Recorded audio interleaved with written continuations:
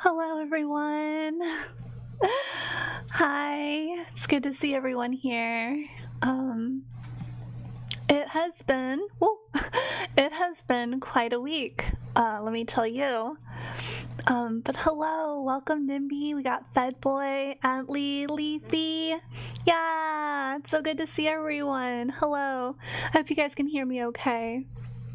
I wanted to do our usual hellos and how are yous and kind of check in with everybody.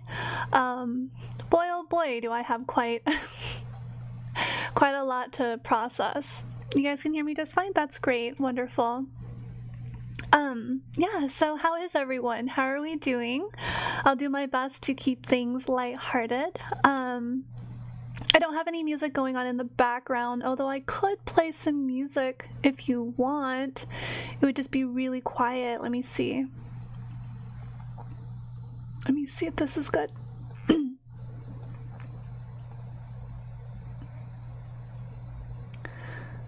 Is this okay?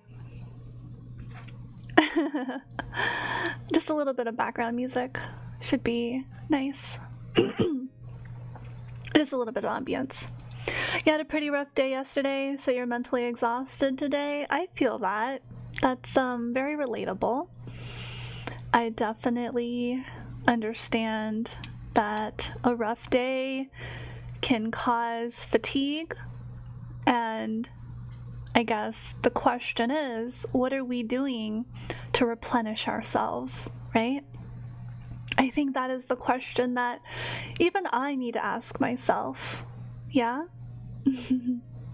Hello, VU. It's so good to see you. Blub blub to you, my friend. Oh, you guys are so sweet. I'm so glad to see each and every one of you here.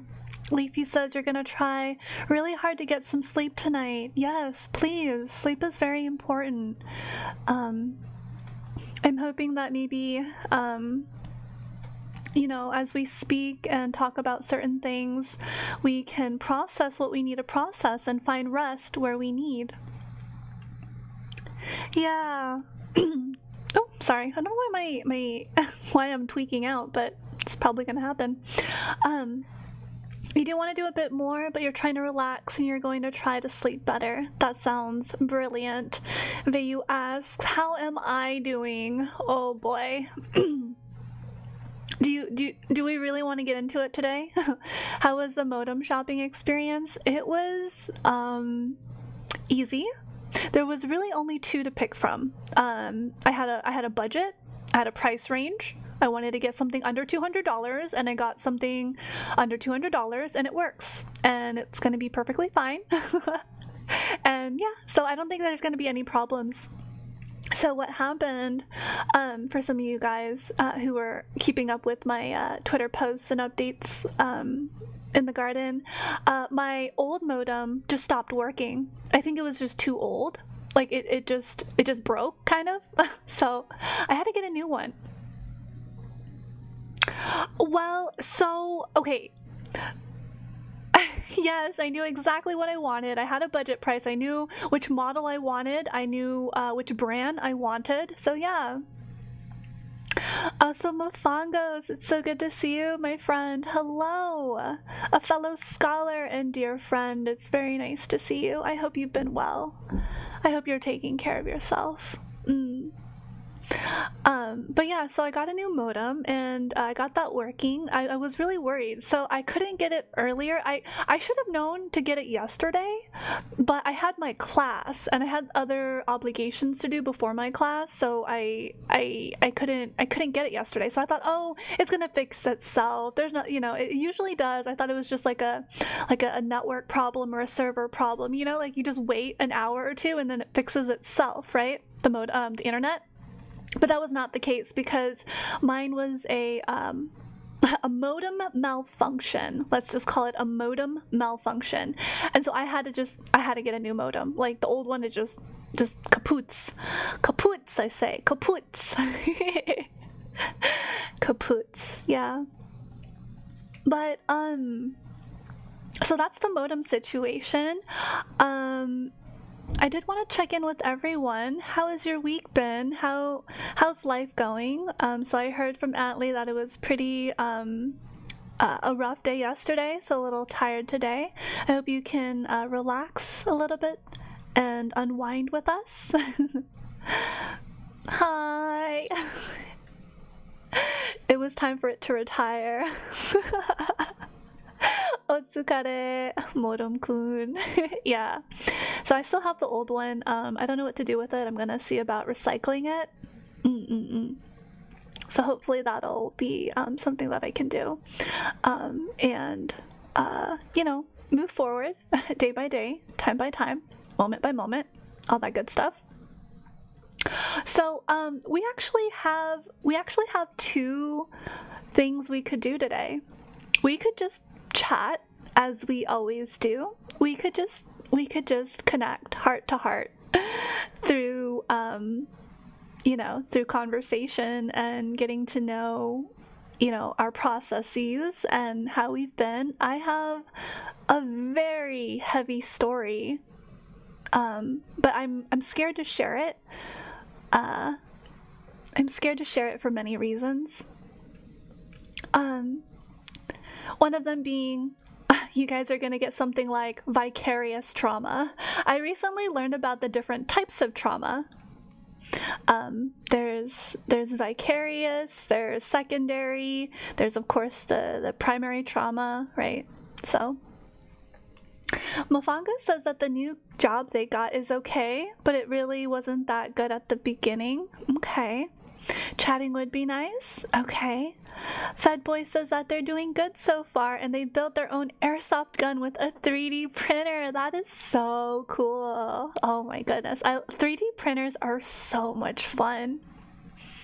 Tell you the story. It's really dark. If it scares you, then you don't have to tell it by any means. Okay, thank you, Atlee.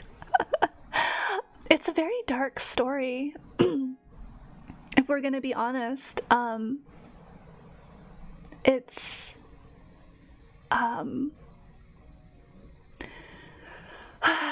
let's just say thank goodness that I have some groundings in mental health, like some foundation and knowledge in mental health, and that I can identify my triggers, and thank goodness I have the support network that I do have in my life to help bring me back to where I need to be. You're open to anything? Dear. Part of me wants to share my lived experience. Another part of me wants to tell you that everything will be okay, despite it all. Right. Don't tell the internet something you don't want them to remember. Actually, it's okay if they remember. I could also do like a segment just in the garden. I could just do a segment in the garden as well, where it's less showy, you know, it's less like show and tell. But let me just tell you guys that it got really dark. Yeah. It got really dark. I was in a dark place, let's just say that. But I have stabilized about 3/4 already, quickly. That's a tremendous bounce back, right? Hitting rock bottom in your mind and then bouncing back because of the network that you have, the social network, and because of, you know, self-regulating, and I guess the word for me is self-soothing. So yeah, that would be safer. I agree.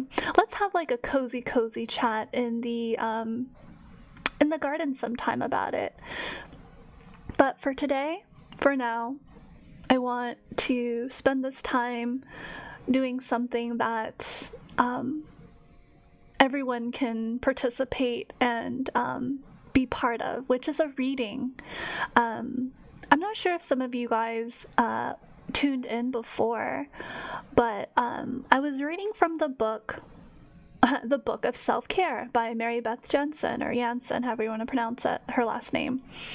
And it was really inspiring. It was a starting point to get familiar with concepts that I've learned before, and it's really helpful to have this book to kind of guide us and to open up conversations and discussions. Still bouncing back and forth on how to say her name. Yeah, because I met someone who had their last name spelled Janssen, and they pronounced it Jansen. I was like, huh, because it's like Swedish or something, or it's like European. But when I read it, I'm thinking Jansen, right?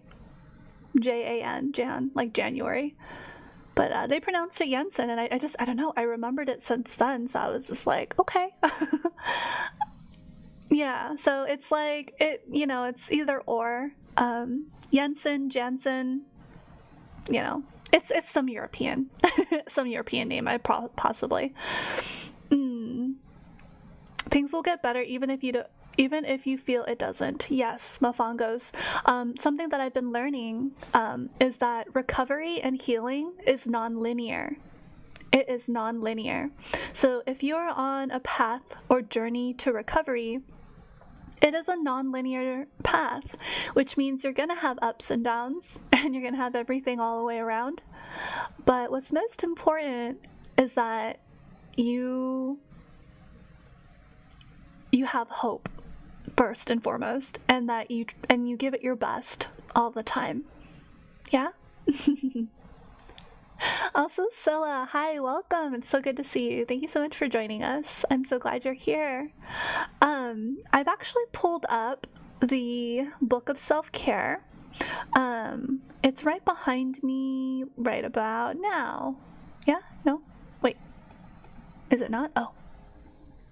Let me see. Is it not behind me? Oh dear, how do we do this?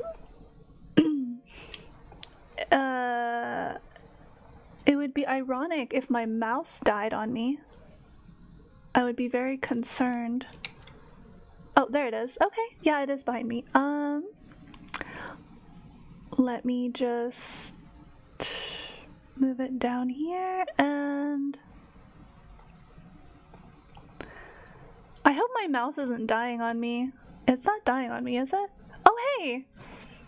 Hi, King. Hey, Tofu. So inspiring for you to have hope and fix the modem issues so quickly. Yeah, technical issues, always our favorite. Yeah.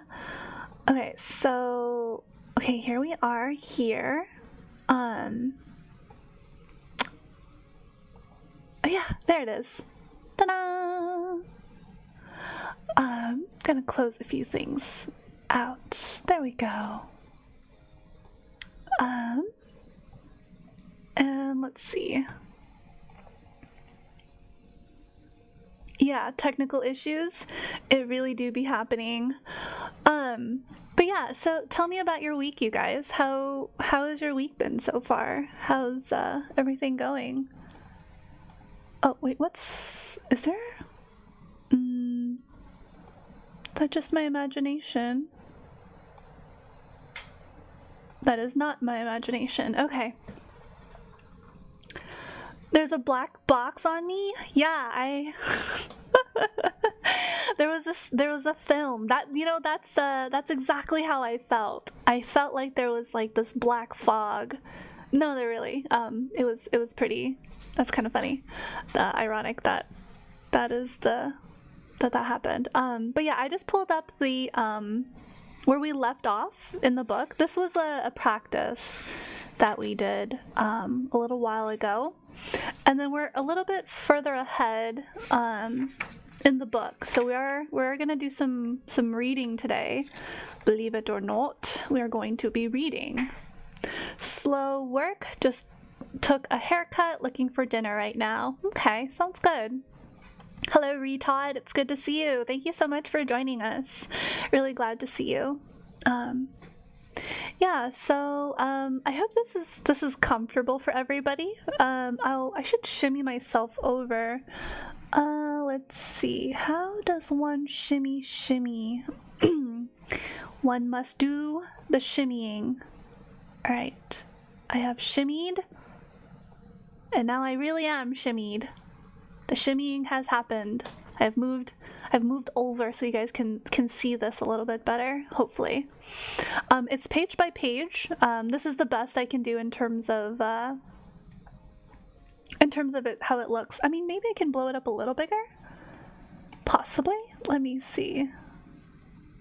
Without covering it. I made it a little bigger, but yeah. Let's see.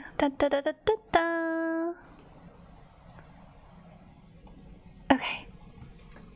Yeah, so this was something that we practiced before, concentrative meditation. I wanted to ask everyone in chat, did you guys want to meditate first together, or did you want to get started reading breathing lessons? So it's either page 110 or we skip to breathing lessons. What do you guys think?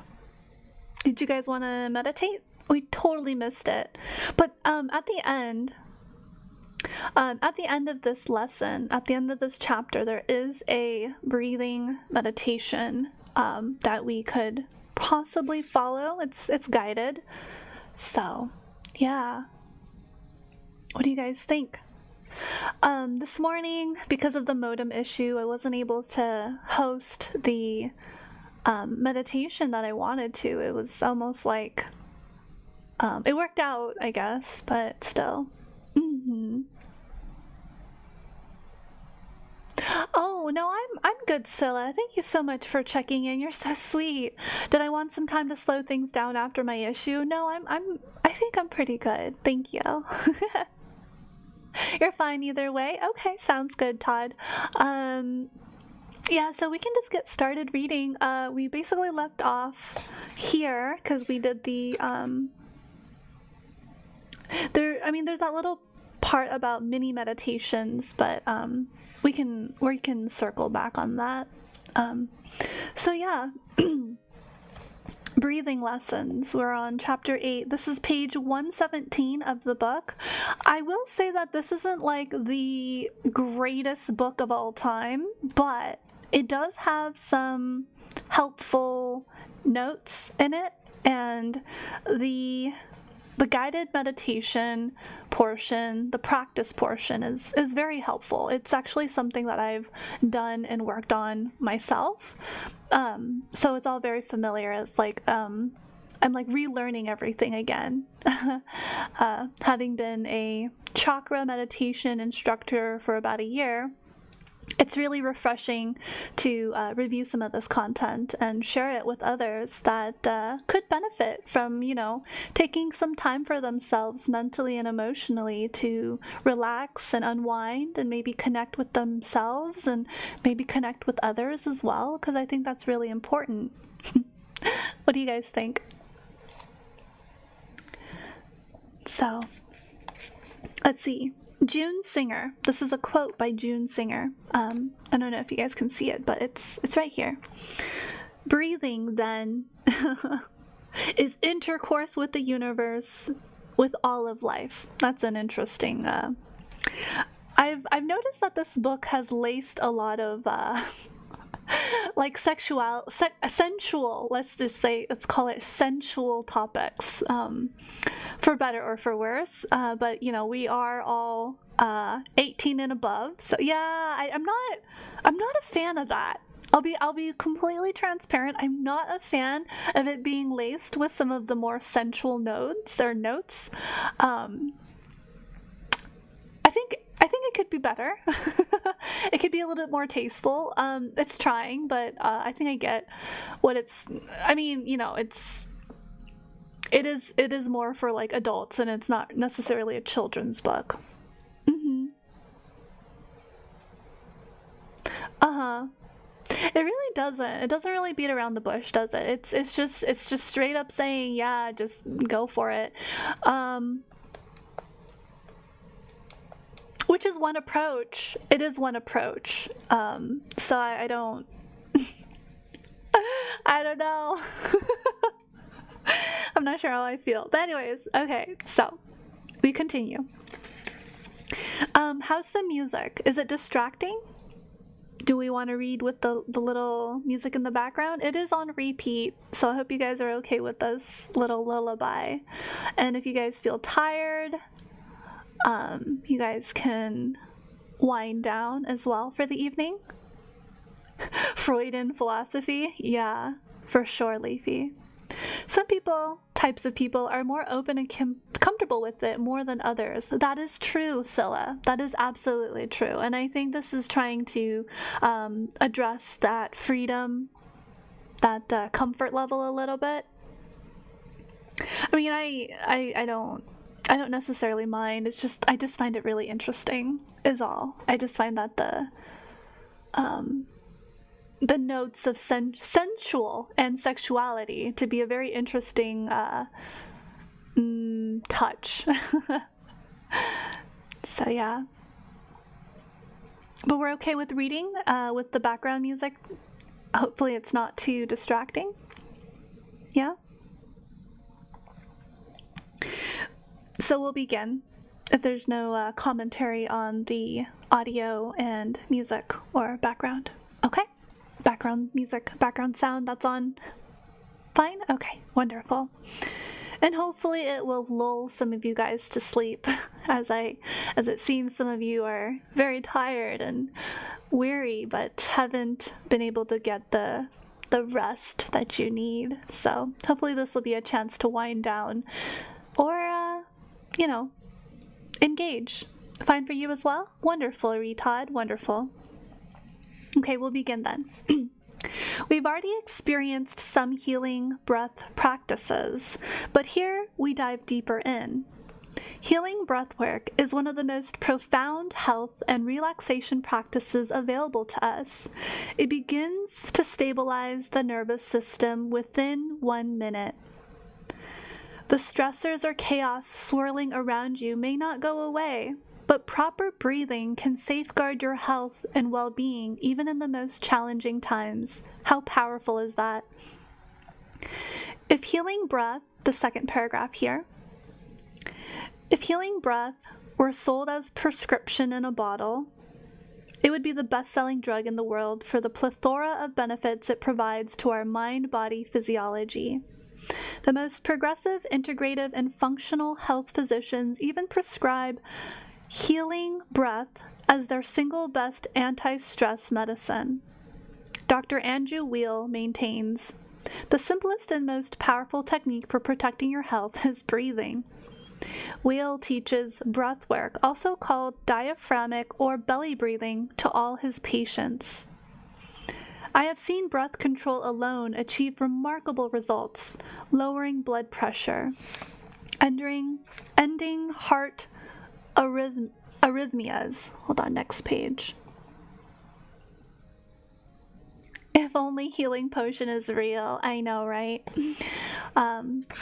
So yeah, the breath alone can end heart arrhythmias, improving long-standing patterns of poor digestion.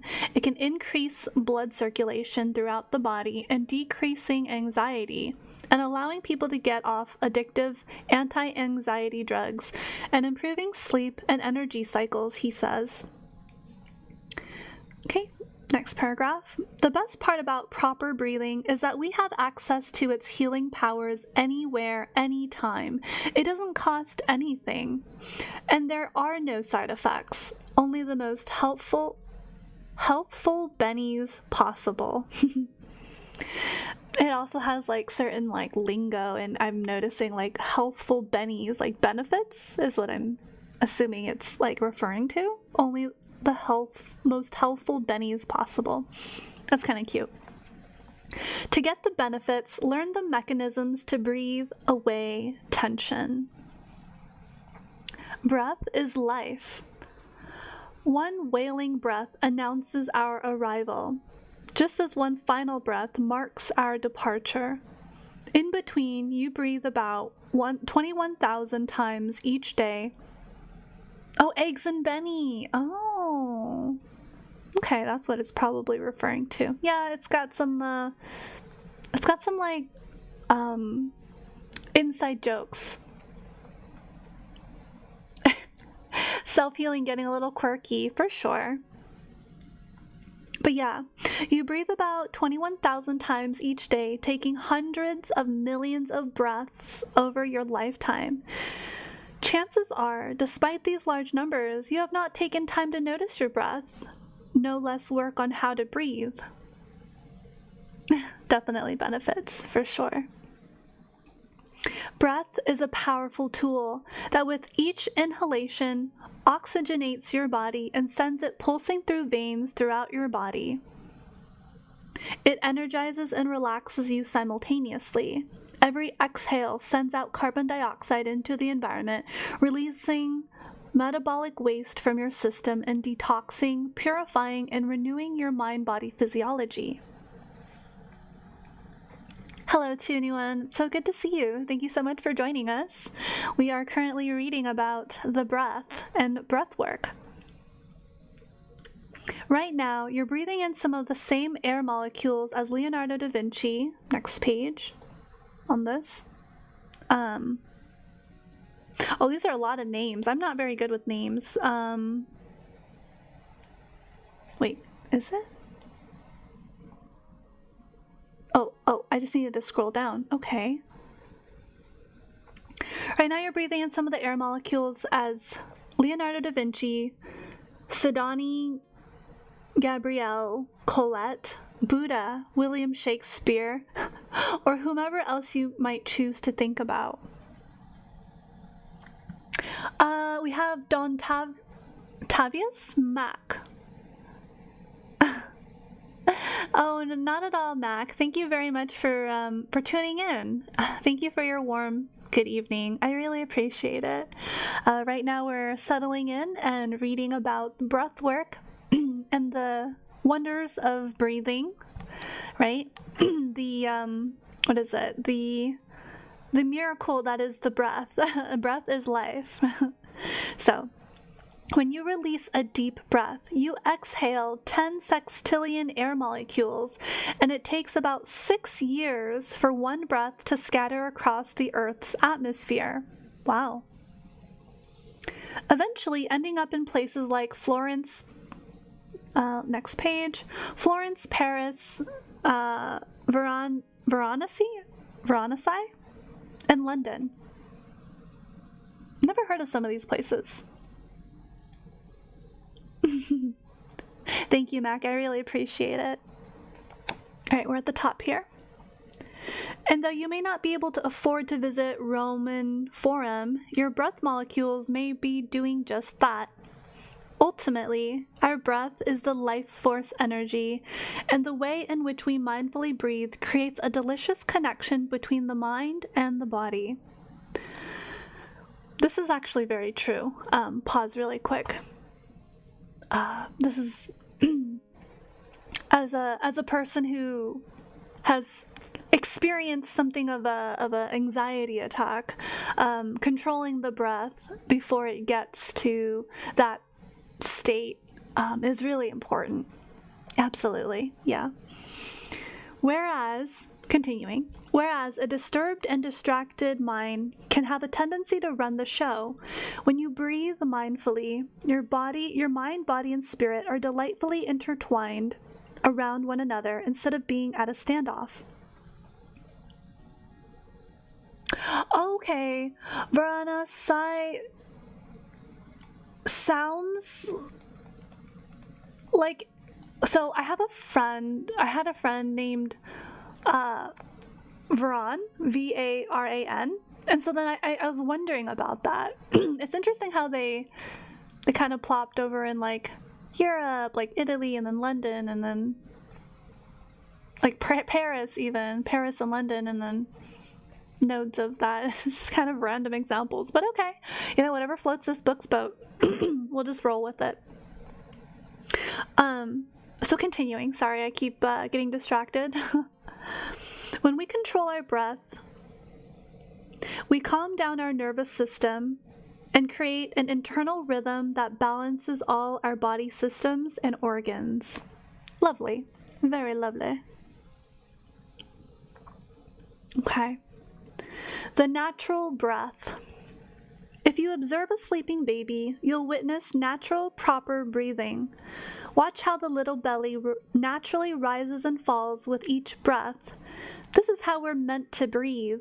Babies make full use of the diaphragm muscle in establishing a natural and oh-so-relaxing breathing rhythm. That's good to know. Didn't know that. Well, I mean, I've heard of belly breathing, but I didn't know that was like our natural state. All right, the mechanics of breathing, very important. The diaphragm muscle sandwiched between the lungs and the abdomen stretches like a drumhead across the bottom of your chest. When it contracts on the inhalation, it shortens and flattens, pushing downward on the digestive organ while lengthening the chest cavity above it. On the exhalation, the diaphragm relaxes and curves upward like a dome. The lungs do not fill or empty on their own. This expansion of the chest cavity and rib cage is what inflates and draws air into our lungs. When the chest cavity shrinks, the lungs are compressed and the air is pushed out. This is the foundation of diaphragmatic breathing or belly breathing. Many other elements come into play here: the rib cage and the abdominal and the back muscles, along with the spine, but suffice it to say that you know the basics to work on optimizing your breathing.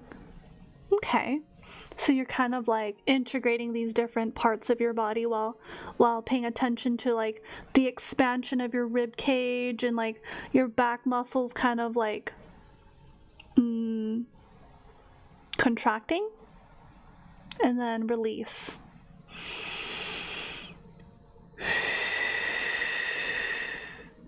That's interesting. I'm just noticing, like, as I take that big belly breath, where my shoulder blades are like meeting a little bit and like expanding my torso to fill up my lungs and my diaphragm. Okay. Here we are. Habitual holding patterns that inhibit breathing. Okay, good to know. There's holding patterns. As we live our lives, we begin to hold life's stressors in the mind-body physiology and become tense and guarded. As a result, we unconsciously freeze the diaphragm, creating frequent short, shallow breaths from the upper part of the chest. This keeps us in perpetual stress mode, governed by the sympathetic nervous system. You do feel the stress floating off of you. Interesting. Yeah, that's really good, Leafy. I'm really glad that you can find some of that stressors to just kind of like be released through your body, like literally. It sounds like this next passage is about how we hold life's tensions in our mind-body physiology, right? So continuing. This keeps us in perpetual stress mode, governed by the sympathetic nervous system. This unrelenting state of fight or flight severely degrades our bodily systems and mental processes. Posture is also of extreme importance in breathing well. When you're curved over in a slump with your shoulders rolling forward and with any form of forward head thrust, hello, addicted smartphone users. Your chest is collapsing over your abdomen, and you will have great difficulty breathing properly and exhaling stress. Okay, so pause right there really quick. Everybody, roll those shoulders back, unshrimp yourself, get into a cozy upright position, and let's do our best to roll our shoulders back a little bit, as I am doing right now. I'm just rolling my shoulders back to help me with my posture. Continuing. This is one reason we put major emphasis in yoga class on posture first. What's it called? Tadasana, or mountain pose, and foremost as a preparation for proper breathing. Then there's the old school rule of sucking in your gut, a great way to remove perceived inches from your waistline, but a definite detriment to breathing. Posturing is very important, I agree. Exactly, Rue. Shady, unshrimp yourself, please. Pretty please with a cherry on top. Thank you so much for joining us, Shady. I'm so glad you're here. We're learning about breath work and how posturing can really help with mood, confidence, and how you view yourself. So that is something to keep in mind. So sometimes when I lead meditation sessions, if I am to, I always gently remind and ask that everyone sit kind of upright, as if there's something suspending, like holding them up from the top of their head, like a ballerina, right? Don't be a noodle. You can be a little noodle, it's okay, but be a straight, upright noodle if you can. All right, we'll continue. With all of this, we tend to become shallow chest breathers. Chest breathing is not that good, is what I can recall. This causes us to subtly hyperventilate with our bodily systems and mental processes suffering in the process. Return to your beginnings and recapture diaphragmatic or belly breathing. Healing breathwork is one of the simplest and most powerful ways to decrease the stress response and increase energy levels in the mind-body physiology. When you bring air down into the lower portion of the lungs, where the oxygen carbon dioxide exchange is the most efficient, your mind-body physiology changes dramatically. For starters, you stop the overflow of the stress hormone cortisol through the bloodstream. You receive efficient delivery of oxygen to the brain, muscle, and organs. The movement of lymph through the lymph system is optimized, enhancing immune system functioning. Overall metabolism improves, and with it, digestive, absorptive, and eliminative processes. The heart rate slows, blood pressure normalizes, tense muscles relax, the busy mind calms down, and unhealthy emotional patterns ease up. You are shifting into the relaxation response, also called the relax and digest mode, or the rest and digest mode, governed by the parasympathetic nervous system. In addition, deep breathing can relieve headaches, backaches, stomach aches, and sleeplessness.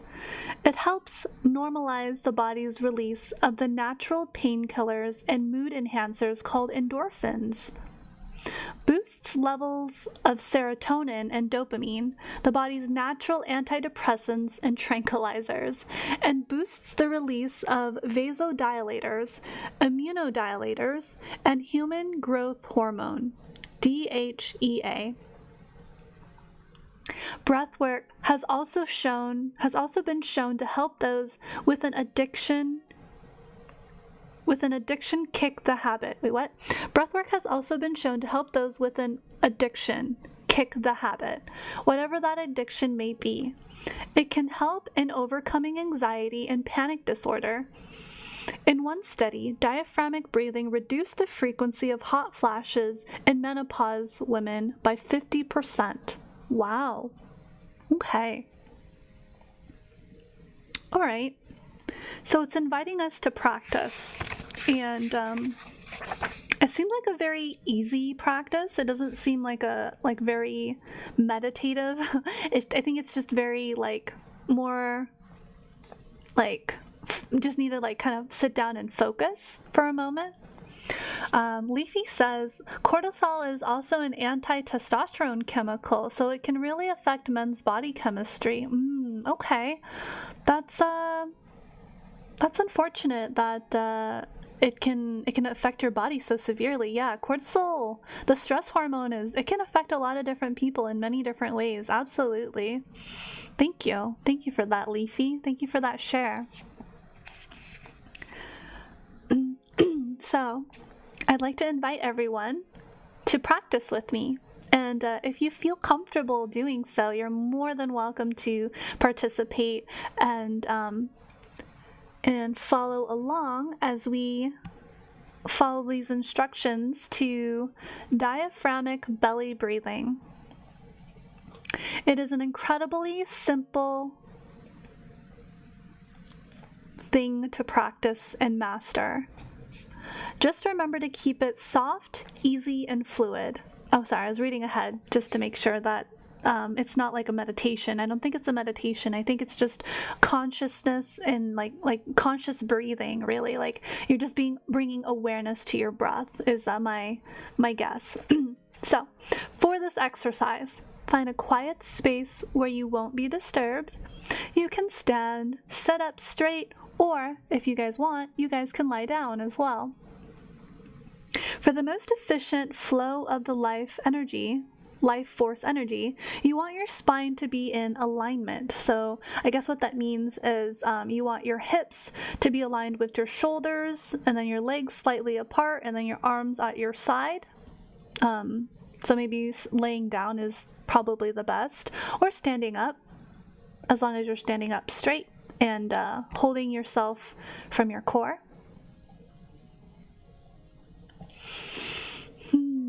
Okay.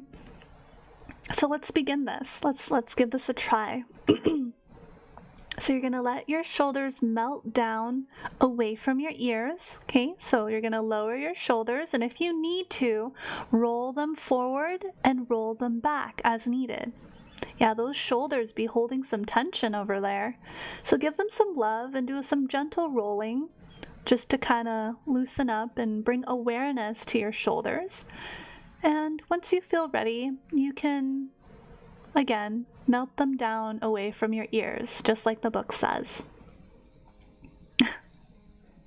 Hello, Panda. Hi, how are you doing? You've joined us just in time. We are practicing and getting ready to do this diaphragmatic belly breathing exercise. So if you feel like you're ready to do that with us, you're more than welcome to join.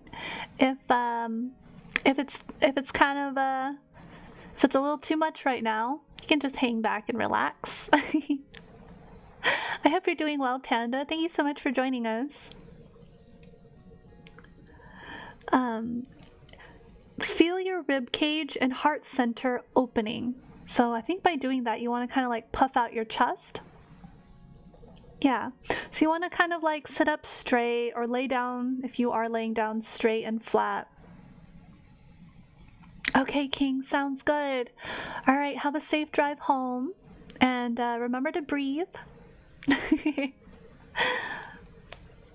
All right, when you guys are ready, when you feel that it is okay and you feel safe and in your body, in the space that you're in, you can close your eyes if you'd like. But if you like to keep like a soft gaze, that's also okay as well. Bring in a deep breath through your nose.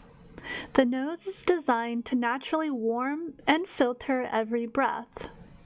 So feel the flow of this life-giving energy as it travels into and through the length and depths of your lungs. Okay, so it's asking us to breathe in through our nose. Let's go ahead and read this one more time, and you can follow along as well. You may feel the lower abdomen moving outward. Visualize every cell in your body receiving this nourishment, life-giving energy, this oxygen. As you slowly exhale through the nostrils, if possible, your abdomen will move inward. Feel the navel move inward toward the spine. Okay, so it's like deflating inward. Don't give the exhalation a short shrift here. It is deeply cleansing and relaxing. exhale. Gulping in the next exhale without having fully exhaled is a primary culprit in shallow breathing. Gulping in the next inhale without fully exhaling is a culprit in shallow breathing. Okay, so yeah, become flat.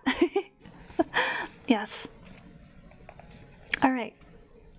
I'm going to read through this and then I'm going to actually try it. But if you guys want to try to give it a shot as I'm going through the instructions, feel free to do so. The next page. Sense the release of all the stress you may be holding in any part of your body. You should begin to feel a deep sense of relaxation while at the same time sensing a heightened flow of energy.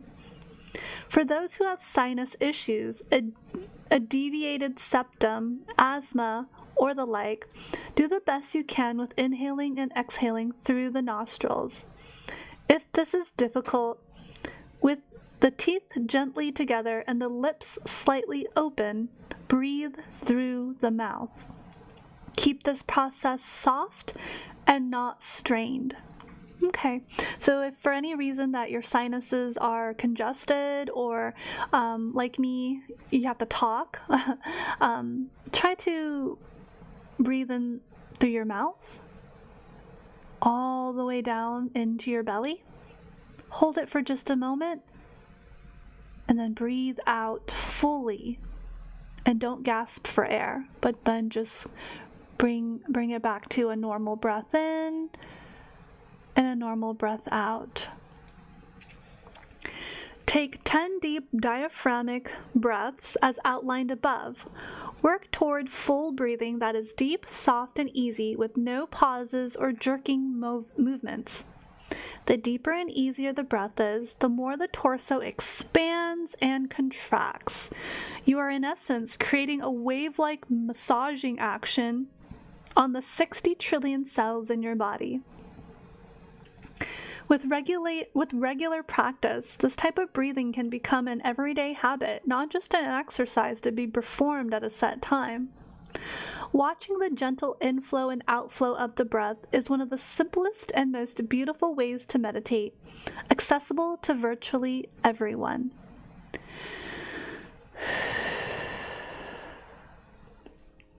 You can heighten the experience by prolonging each inhalation and exhalation, or by increasing the length of the overall breathwork session. Breathwork is an integral part of meditation and yoga as well as visualization. So if you plan to build any of these techniques into your life, be sure to master breathing first.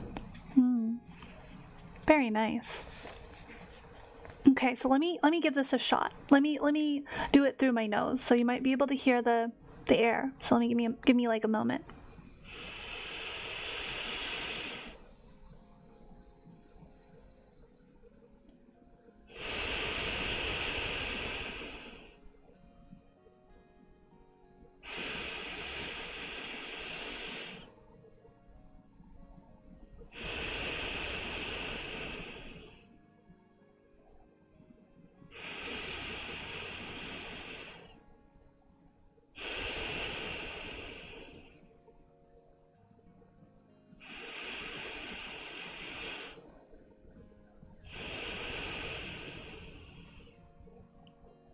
Okay.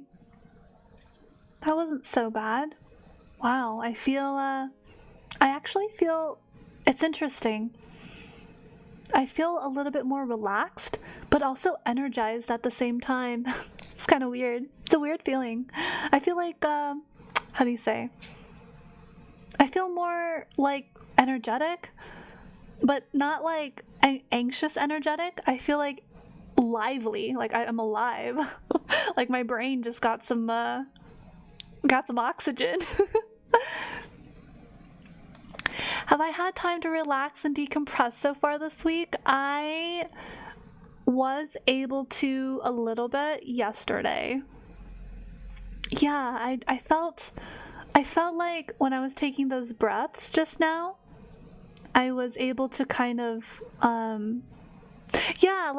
I felt a little bit lighter. I almost, like, I didn't feel, yeah, Yeah, exactly, Leafy. Like, I feel motivated to do something. Yeah. The internet going out, that took like at least a day. Like, I knew it was out and I thought it would reboot itself, but it actually was my modem. So you guys can rewatch the beginning of the stream as I talk about that. But I'll be honest, the internet going out wasn't stressful. It was the fact that I missed an appointment. Like, I had to like use my data to tell Dr. Gunner that I couldn't make it because of my internet. And so I feel kind of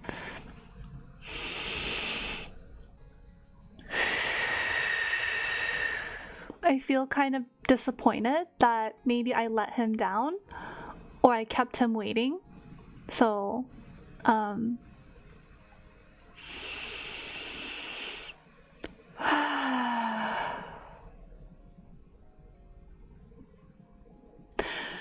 but I don't know, maybe that's just how it's supposed to be. Right? Things just happen, life just gets in the way.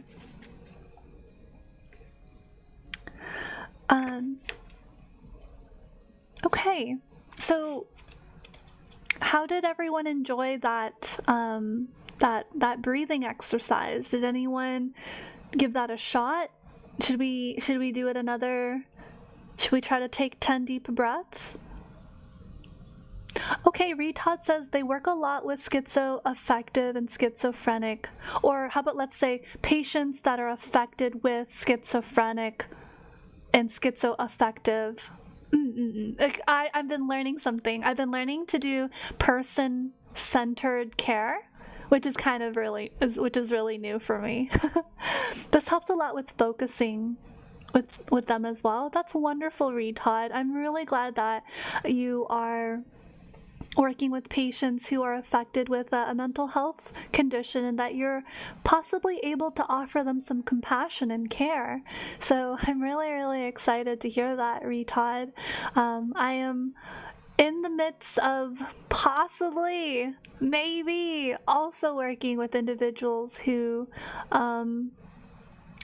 will be affected or will be affected by a mental health condition, and I am also looking forward to seeing what I can offer to these individuals who need some help and assistance in finding, well, maybe they don't need help or assistance, but encouraging these individuals to find autonomy and recovery, because I absolutely believe it's possible in whatever form that it takes. Yeah. Let's see. We have Green Speed Demon. It has been a while indeed. How have I been? I will probably go over that more in depth at a later time, because it is a dark story. It's not a happy story. But I do want to say that I am definitely a lot better than I was a few days ago. Just really quickly, without trauma dumping on you guys, right? I did experience a vulnerability and a trigger that sent me spiraling into a very dark place mentally. Like, when I say very dark place, I mean I could have gone bye-bye. It was really bad. But like I said, I had the support network around me. And it's really funny because there was just a moment where I thought about the scholars. I actually thought about a few of you guys, and for some reason that was very comforting. I was like, huh. I was like, oh yeah, they'll be waiting for me, won't they? It's kind of a bittersweet thought if you really think about it. But yeah, so mental health, guys, it's very dear in my heart. I don't think you understand how important one's mental health, even if you don't have the privilege of experiencing or taking care of your own mental health, even if you don't have that time or privilege, right? Like, I know I'm speaking from a place of privilege, but it's It's vital. Your mental health, well, I'll just speak for myself. My mental health is literally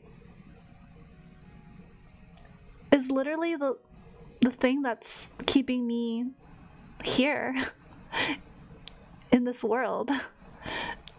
Because at any moment, I don't know what could happen, and it's really scary to think about. And I just want to continue feeling like I matter, and that what I'm doing is rising above some of the challenges that I've been through.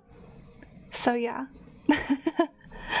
I'm tearing up. I'm getting a little emotional. I don't know if it's the music for you guys, but I have the music playing in my headphones, and I'm just trying to put into perspective just what a crazy month it's been so far. But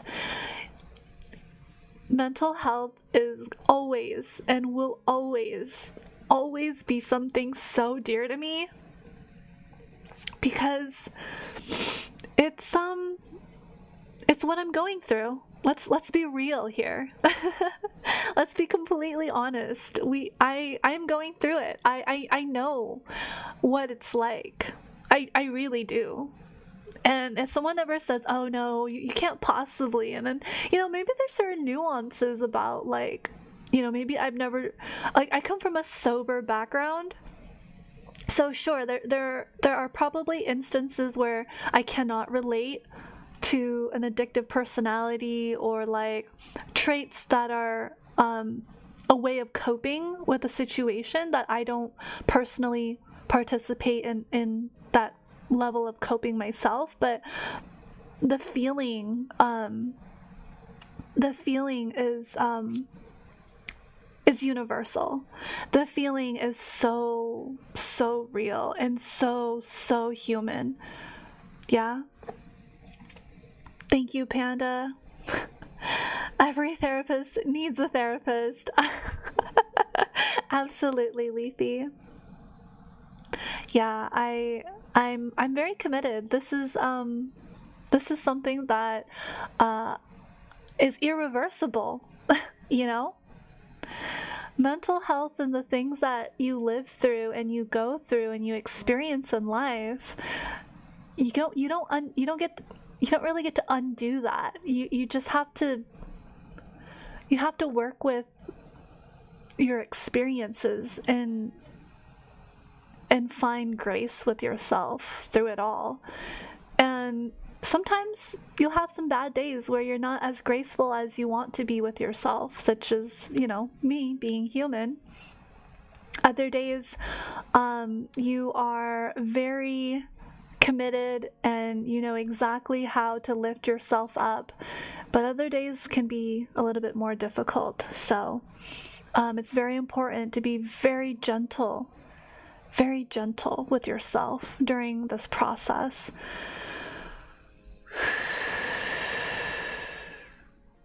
Got a little emotional there. I'm a little teary-eyed, but I'm good. Not enough to make me completely break down crying.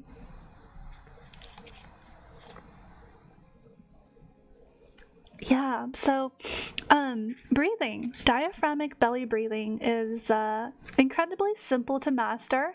Just kind of set time aside to do these thoughtful breathing exercises, and it'll probably really help. I mean, I felt the benefits of it within just 5 minutes of, 5 to 10 breaths. I didn't even do 10 breaths. That diaphragmatic breathing really helps me feel grounded. Never be mean to that good part of you ever. Fred Rogers. Aww. That's so cute. Never be mean to that good part of you. Yeah. Always hold space for your inner child. Always hold space for the you that was hurt and needs a little bit of extra healing and love and support. Yeah, for sure. So, we will continue reading. and we will continuing on. There are a few interesting additional exercises that I'm seeing up ahead, but we'll take it one page at a time, one paragraph, one sentence at a time.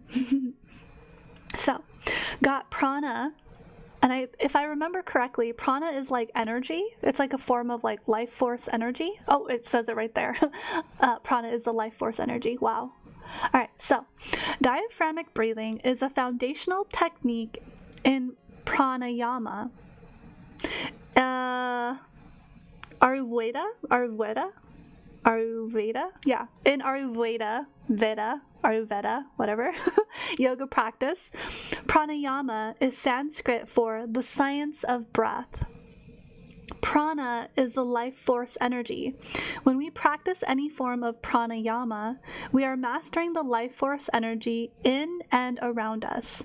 When prana flows freely through the 75,000 energy circuits throughout the mind-body physiology, nadis in Ayurveda, meridians in traditional Chinese medicine, we raise our vibration and feel vitalized and healthy.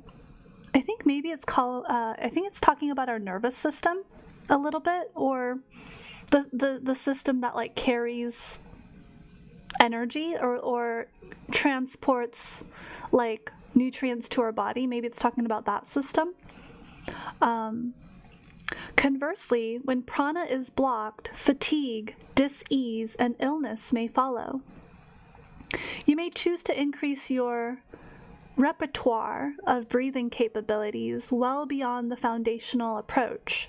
The techniques are incredibly numerous and varied, some soothing, some cooling, and some stimulating. There are also breath retention techniques that can greatly affect one's level of energy or relaxation. For those who are uninitiated in pranayama, guidance with a teacher is recommended for breathing retention techniques. All offer great rewards for your future exploration. Interesting. Okay. So, breath retention 101. The pranayama technique Kumbhaka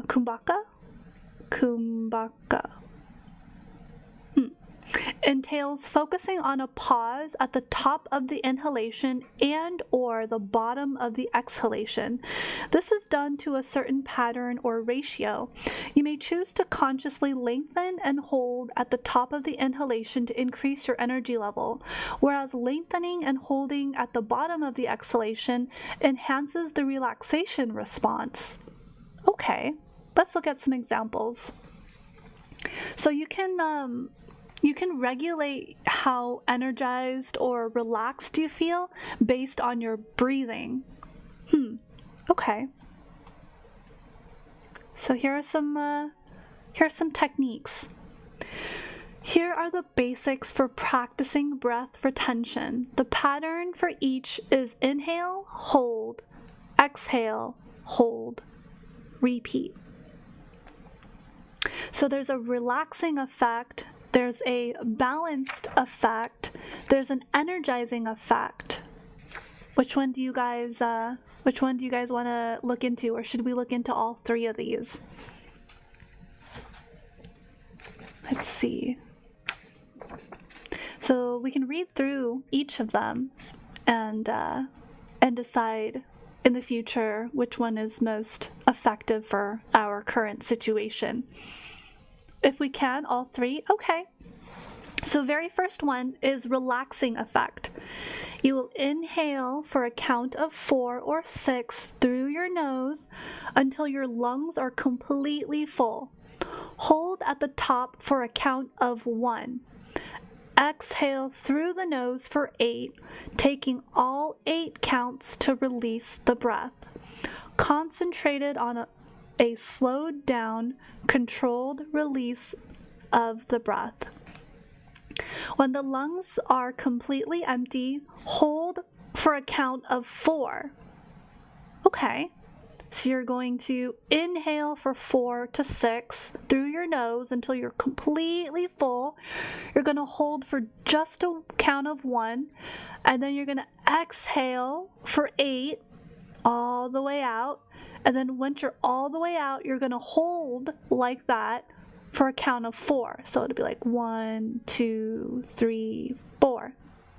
And then you're going to breathe back in for a count of 4 or 6. You're going to hold for just 1. You're going to exhale for 8 counts of 1, 2, 3, 4, 5, 6, 7, 8. Pause for 4, 2, 2, 1, 0. Okay, wow, that's actually quite tricky. I mean, I was just like trying to go through that process in my head, but very interesting. Okay. This practice is great at any time, and especially before meditation, to center yourself. You may also choose to use this breathing pattern during any mindfulness in motion activity such as yoga or Tai Chi. Okay. So this is if you want to relax. So for anyone who's feeling particularly stressed, let's go ahead and give this a shot, okay? So, get ready to inhale. We're gonna inhale for about 6, for a count of 6. We're gonna hold for just 1. Then we're gonna breathe out for 8. Then we're gonna hold for 4. Okay? Let's give this a shot. All right, here we go. Breathe in through your nose for a count of 6. 5, 4, 3, 2, 1. Hold for count of 1. Exhale for a count of 8, 7, 6, 5, 4, 3, 2, 1. Hold it. 2, 3, 4. Breathe in. 2, 3, 4, 5, 6. Hold it for just a count of 1. Exhale for 8, 7, 6, 5, 4, 3, 2, 1. Now that your lungs are completely empty, count of 4, 3, 2, 1. How do you guys feel? Did anyone try it? I kind of want to try it. Hold on, let me give this a shot. While I wait for your guys' response, I'm gonna give this a shot. Okay, so.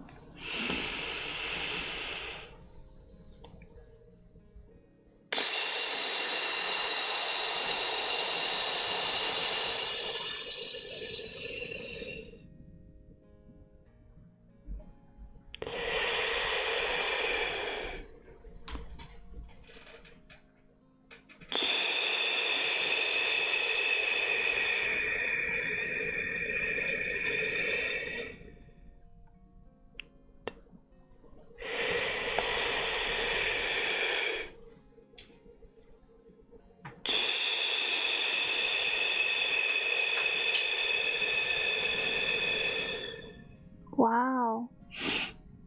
It's nice. You need to try it out for longer to get a better sense, though. It cracked your back? Oh, that's funny.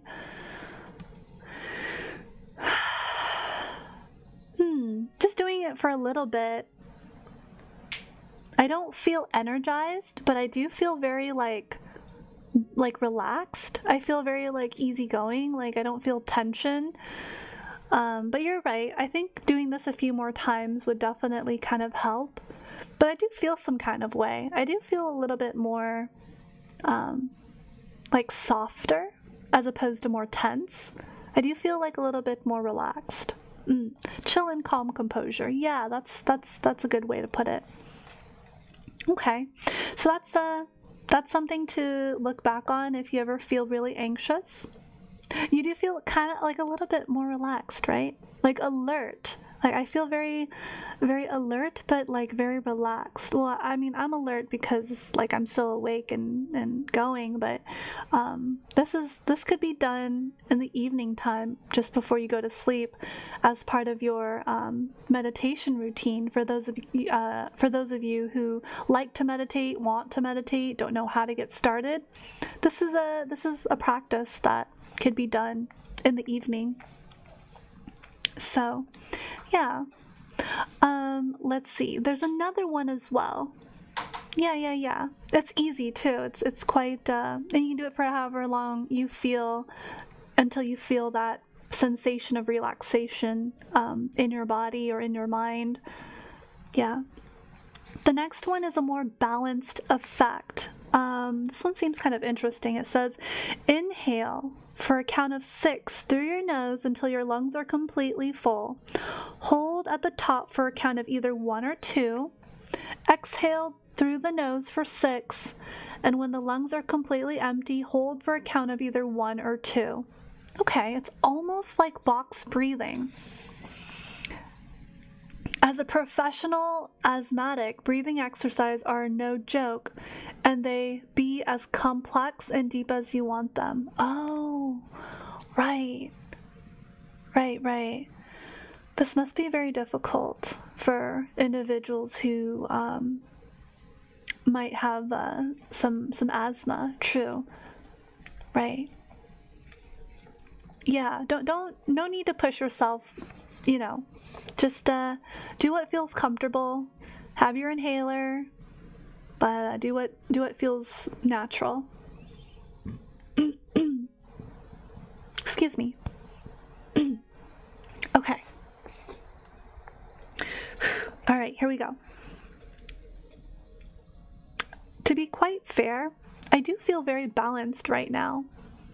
I think it was a combination of the first breathing exercise, the diaphragmatic belly breathing, and then the relaxing effect practice was very helpful. So we'll go ahead and skip this balanced effect, but in case anybody wants to practice the balanced effect, it involves inhaling for a count of 6 through your nose. So that's going to look like 1, 2, 3, 4, 5, 6. Hold for a count of 1 or 2. Exhale through the nose for a count of 6, 5, 4, 3, 2, 1. Empty out those lungs. Hold for a count of 1 or 2. Repeat for several breaths or even several minutes.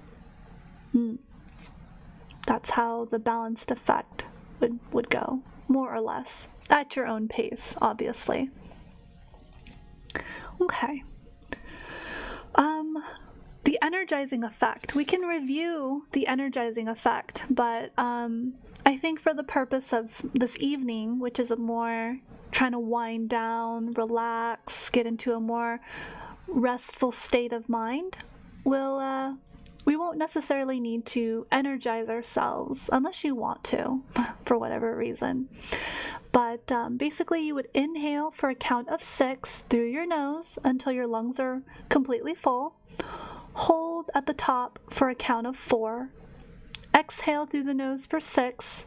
When you feel you're completely out of air, hold for a count of 1. And then breathe in for 6, 5, 4, 3, 2, 1. Hold for 2, 1, 2, 3, 4. Exhale for 6, 5, 4, 3, 2, 1. Hold for a count of 1. And then you breathe in again for 6. After you get to 6, you hold for a count of 4. 2, 3, 4. Exhale for 6. 2, 3, 4, 5, 6. Hold for a count of 1. Breathe back in for 6. Hold for a count of 4. And then out for 6. Then hold for a count of 1. And then, you just keep repeating until you actually just thinking about it and going through the motions. I can see how this is energizing. This is like an energizing breath. Just like I had to do it like a few times in my head, like just to try to follow that, and I'm like, oh wow, okay. It's kind of interesting. It has like this rhythm to it,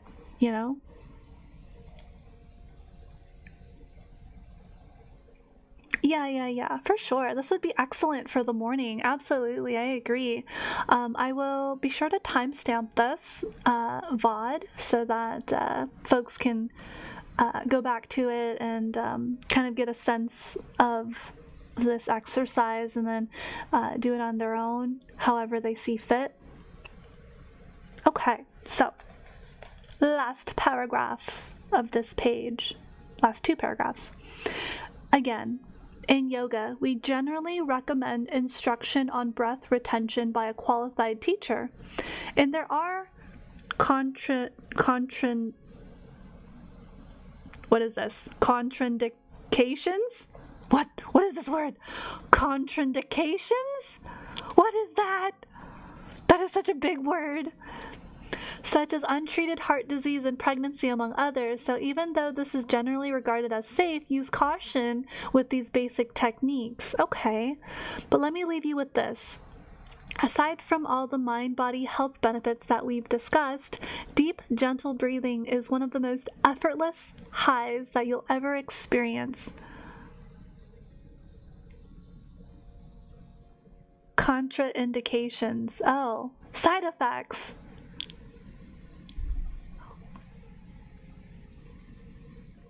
Oh, contraindications. Well, I kept seeing the word train in there. I'm like, choo-choo. Side effects. Okay, got it.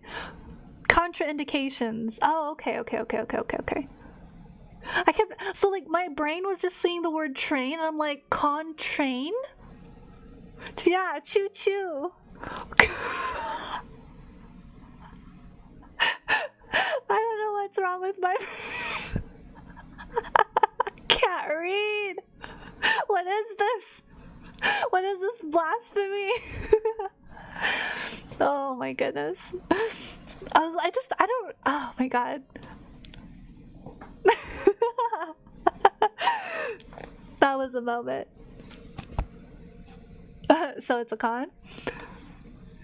Oh my gosh, my brain didn't see the it didn't segment the words properly. I just saw con and then train and then dications. I was like, huh?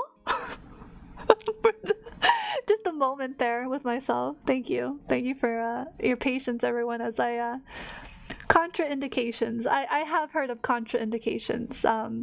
Yeah, side effects. Thank you, Shady. It's a big confusing word, always. Big words. Wow. Let me look at it. Like, let me look away for a moment and then let me look at the word again. I still see the word train in the middle. I hate it. Why is my brain like this? Hold on. Let me see if I look at. That is so trippy. What is wrong with my brain? It's like stopped Englishing. Because you know how you're supposed to do prefixes? And so contra is a prefix, right? And indications is like indications is like the middle word or the root word, I guess. Anyways. I had a moment there.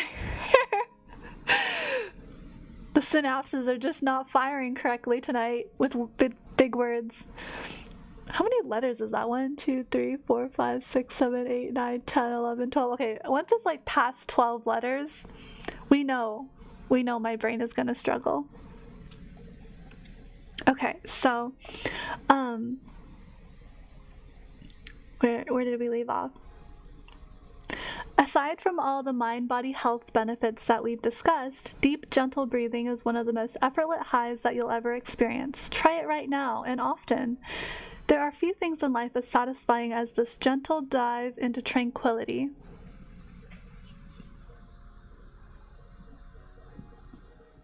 Contraindications is a Latin-based word. Yeah. I never took Latin. I regret that. Okay. Breath check, everyone. Everyone got mints? Smelling nice and clean? Brushing their teeth? Flossing their teeth? Breath check. Rest one hand on your chest and one on your belly. Inhale and exhale several times. Have your hands moved? They should. You want your abdomen to rise like a dome as you pull in a deep breath. As you exhale, your belly will deflate and return to its resting position. This is diaphragmatic breathing.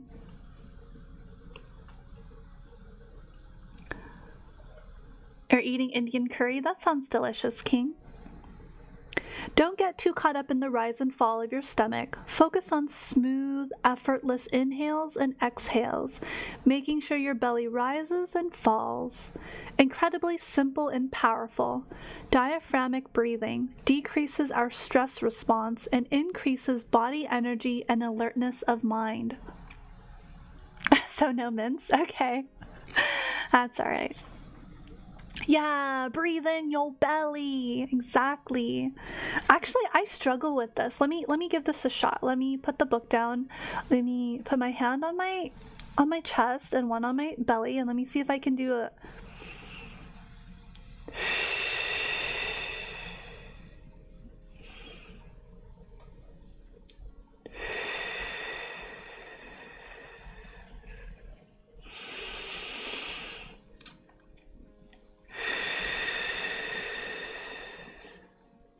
Yeah, my belly is moving up and down, so that's good. I like that. But I have to breathe through my nose and out my mouth. On all the reading I've been following form breathing, there is an Indian exercise called the Redemption in Calm. Apparently, it was an Indian warrior preparation. Oh, okay. Interesting. Ah, so it's like to get yourself hyped up for battle, right? I would assume it's some kind of breath work to get yourself like ready to go for war or for battle or for like warrior preparation. Clear of mind and energy. Okay, yeah, that makes sense. Very interesting. Very cool. Yeah, the power of the breath is very profound. It is very, very profound. This next bit is really interesting. It's about emotional house cleaning. We could get into that. Every day is a battlefield. Oh dear. Yeah, that can be that can be the case sometimes, huh? For some of us.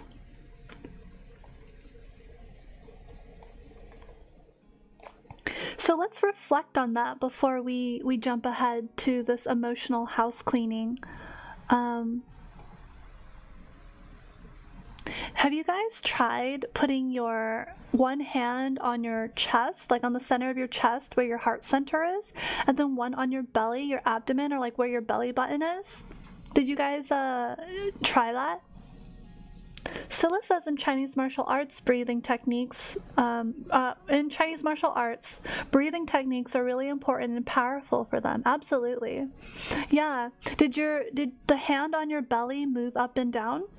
But yeah, I agree, Scylla. Martial arts, especially, Chinese martial arts, it really is about the breath work. It really has a lot to do with the breath work. It did move? That's good. Yeah. Yeah, breath work is, I can see the benefit of it, for sure.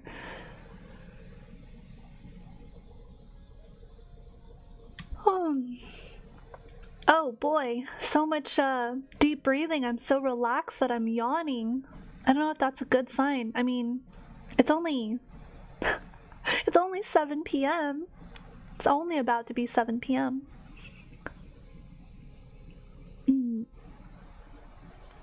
Yeah. That's really interesting. And it's kind of, before we move on to like another topic, I just want to kind of like honor breathing as something that we do sometimes, but without realizing it. Like our body's just automatically breathing for us. So to actually bring our attention and focus and our alignment with our body, right, to our bringing it back to something like our breath is actually really powerful if you think about it. Because so many times we're stuck in our head. So many times we're stuck like externally, like blaming something outside of us, or like recalling something that's like outside of us, outside of our control. But then we bring it back to something that is truly within our control, like that is ours alone, and that's our breath. And I think that's so powerful, right? That you can literally change your physiology from just breathing, literally, right? Like just some of these examples about, relaxing or staying balanced or energizing yourself or preparing yourself for like something intense. Manual breathing is a blessing in disguise, and to reprogram your natural breathing is a really hard challenge. Sure. Yeah. Well, when you say natural breathing, are you talking about the diaphragmatic breathing, like the belly breathing that we do as babies? Like babies naturally breathe using their bellies, like they're doing it correctly. Is that what you're referring to? Or okay, yeah, it's well, so depending on your life circumstances, as this book and my life kind of has illustrated, the shallow breathing happens when we don't take the time to honor our systems and like realign our breath work. I mean, that's why it's like highlighting the fact that we need to like focus on our breathing and focus on like meditating and doing belly breathing instead of the shallow breathing, because I think the shallow breathing will catch up to us. I know it's caught up to me. I'm just reflecting and thinking back like, oh man, if I caught that a little bit earlier in my breath, if I just caught that in my body, and like if I could have just like taken a step back and like take a deep, deep, deep breath and let it out, I might have prevented like a really stressful moment from turning into like a anxiety or panic attack, right? But because my breathing was so shallow, and because I felt like I was cornered and I had nowhere else to go, or I felt so helpless, I think it really spiraled. This was like many years ago, so I'm just like reflecting on that and kind of coming to terms with like, oh, like what if I actually took a step back mentally and just went to a different room or just excused myself and like took some deep breaths, got a drink of water,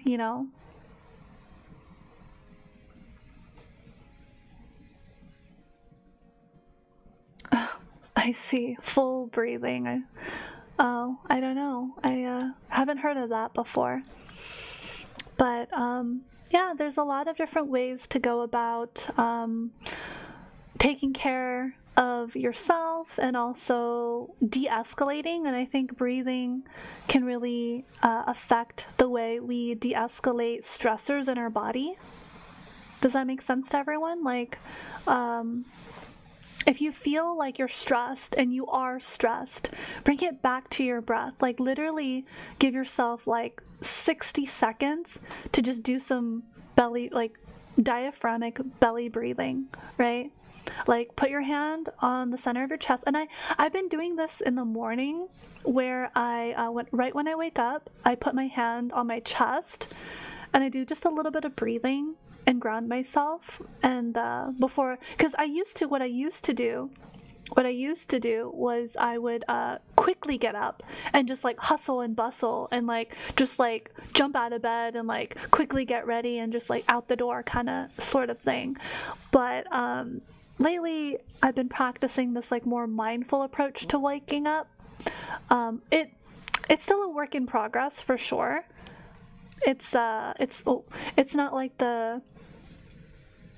it's still something I'm working on. I have a hard time waking up and falling asleep, so these are some of the things that I do to try to remedy that. Is like, so what happens is, like, when I wake up, I have like this anxiety, and so when I have that anxiety when I wake up from waking up, I put a hand on my chest and I take it slow, and I remind myself to breathe. I had to do that like once or twice. I had to do that a few times this week. So yeah, starting from diaphragm and going all the way up to the tip of lungs and nose. I see. Okay. Yeah. It really wake up, kiss my cats. Life is good. Aw. You know, that's another way to wake up. With cats. Unfortunately, I don't have my cat anymore. She had a very unfortunate passing, you could say. Yeah, like I feel like her life was cut short, but genetics said, oh, well, it's time. It is time to die. So I had to experience that at a very difficult time in my life, losing something like my cat was kind of like a support system for me. It was kind of like an anchor, you know, like she really anchored me down and kept me grounded and really supported me like emotionally. And so when I really needed her and she got sick, it was very stressful. It was a very stressful time for me. And to see her suffering was just absolute heartbreak. But it's good. It's good to wake up to cats, because cats are so lovely. I love cats. I'm an animal person. I also love dogs as well. Yeah, it's okay, Retod. It's okay, Lethe. It's not trauma. At that point, it's healed. I've definitely done the work to heal from that. So that is no longer trauma. That is like a lived experience that I can I can use to further empathize and understand others' like kinship with their furry friends, if you will. Yeah, no, that one's okay. I've done a lot of work in letting that go. Maybe if you asked me right as like recently as that had happened, I was so not okay. But yeah, no, it's definitely, because it was unfortunate. But around the time of her sickness is when I got physically assaulted.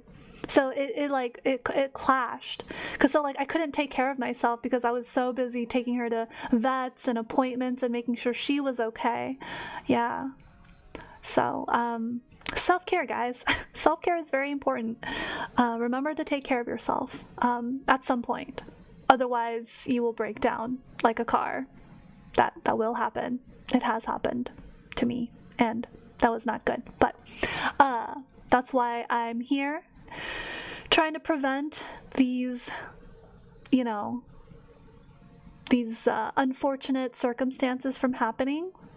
Breathwork, checking in, doing my best to decompress, talking about my experiences, creating safe spaces to talk and not argue. Because I feel like it's really easy for topics to get into a realm of like speech and debate, but that's not really what we like. Modem well, yeah, like Modem Kun. Like I really needed Modem Kun like yesterday night, so that this morning I could have done the meditation with like Dr. Gunner and shared his brilliance, his good energy with you. He has a lot of good energy. Like what he's been through is like, it's like hell and back. So he knows a thing or two about how to pull yourself up from a dark place, right?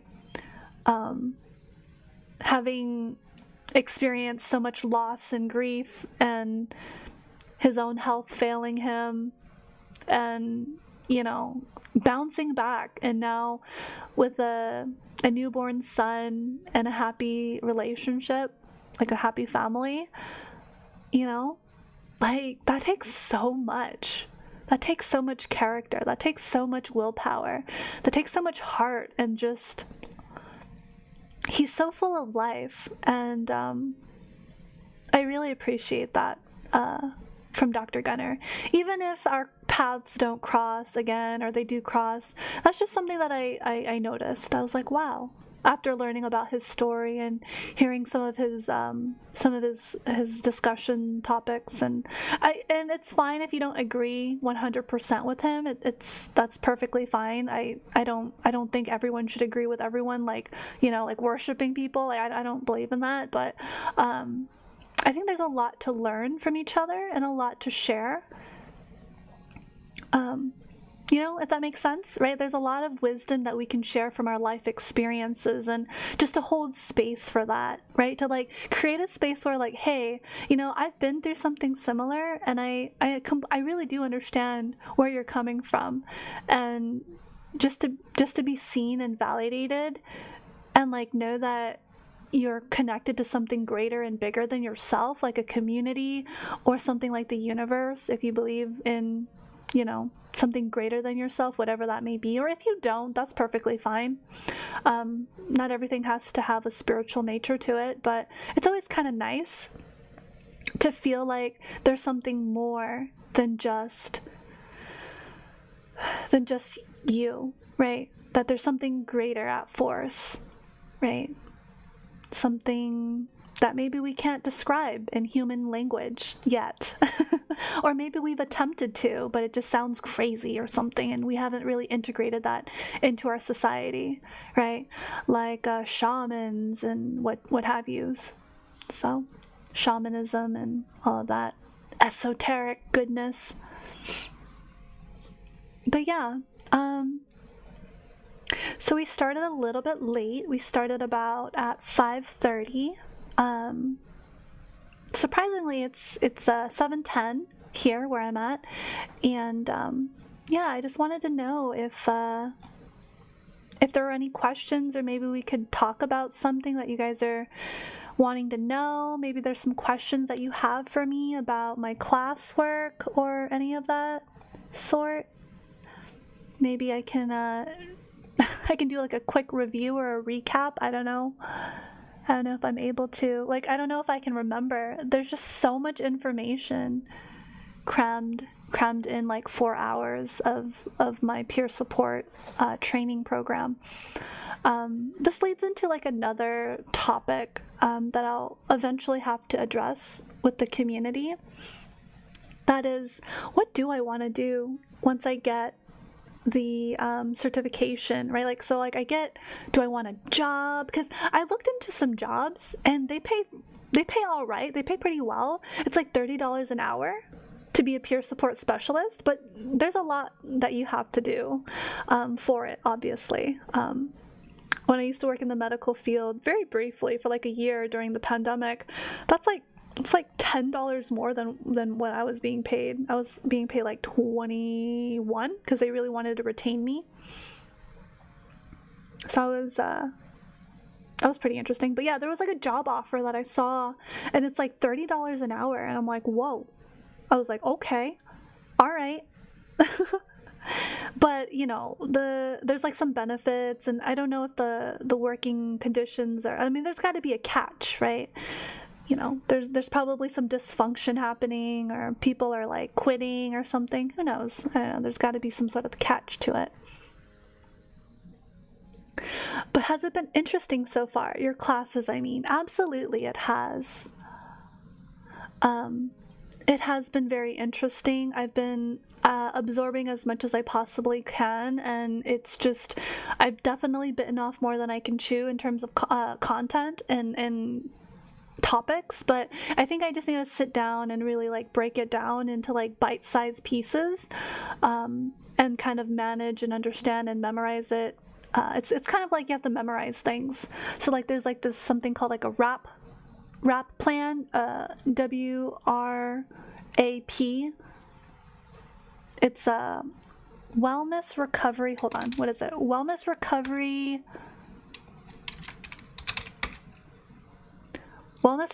action plan.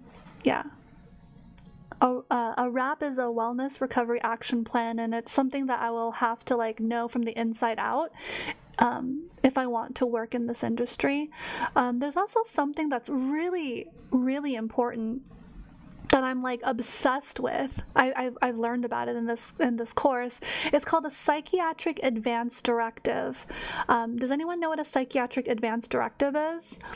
Or otherwise known as a PAD, P-A-D, psych, P as in, and then A, Advance Directive, PAD.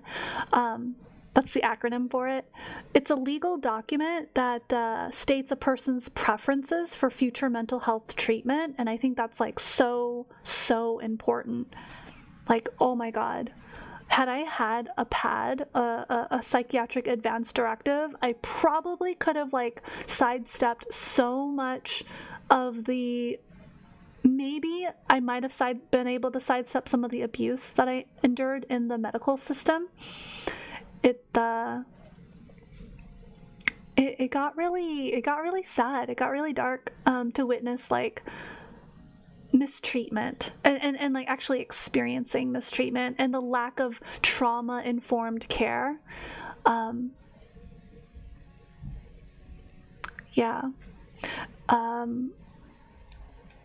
So like trauma-informed care, I don't have the definition right off the top of my head, but like if I had to explain what trauma-informed care is based off of like not having it, it's like treating a patient so that you don't, one, you don't re-traumatize them, two, you don't continue traumatizing them, and then just like the basic dignity and the language that you use when speaking to a patient is so important, from the beginning of the system to the end, from the people you talk to, from the people who transport you, from the security guards, like anyone or everyone who interacts with the patient should have trauma-informed care. And the fact that it was lacking in some of my situations, it was actually pretty terrifying. It was pretty bad. So yeah, I really want to advocate for like trauma-informed care, a psychiatric advance directive, right? Like this document that states like how to treat a patient when they need mental health treatments, or like how to talk to them, right? And how to treat them basically. And if you know how, and you as a patient, having either gone through the system yourself and knowing that experience, you could probably come up with a psychiatric advance directive pretty easily, such as myself. So I should probably look into making one for myself if I'm ever admitted into the ER again, or for whatever reason, like God forbid, right? But you never know. Yeah, that really does need, the trauma-informed care needs to 1000% need to be like a standard across the board. I don't know why it's not. Like it just doesn't make sense. Is it like funding? Isn't that treatment done for severe damaged patients? Wait, what? I don't think so. I think anyone can call for a psychiatric advance directive.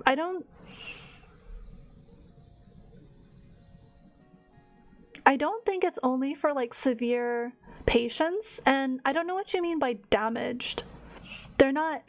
People are not objects like that. I don't know. That language is kind of bothersome.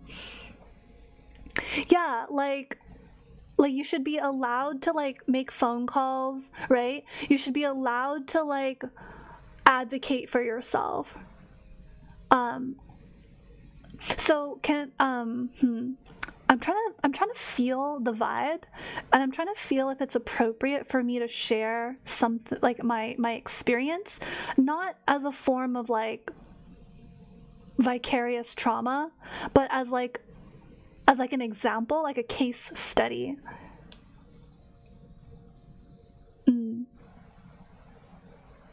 Oh, nice. Thank you, Retod. Thank you. Wonderful.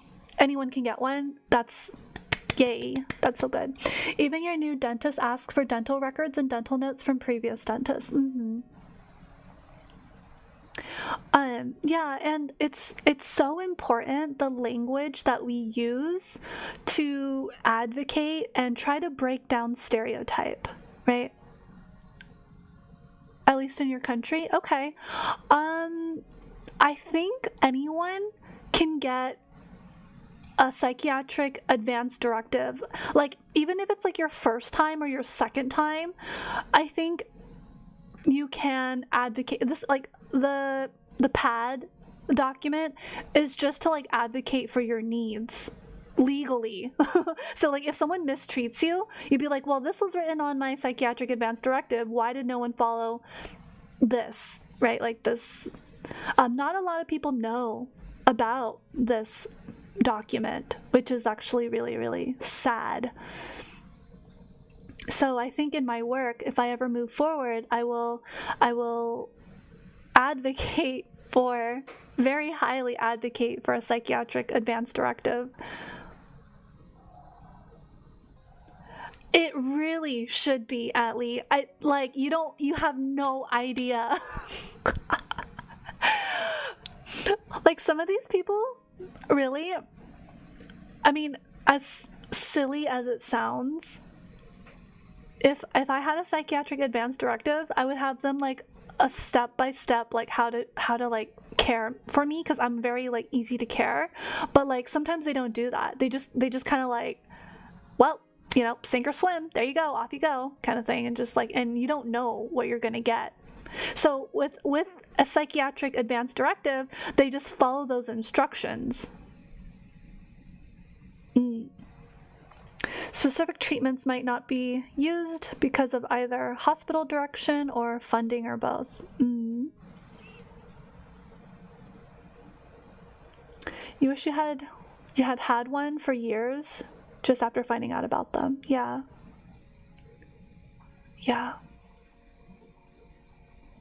It's very helpful, especially if you as a patient know how you would like to be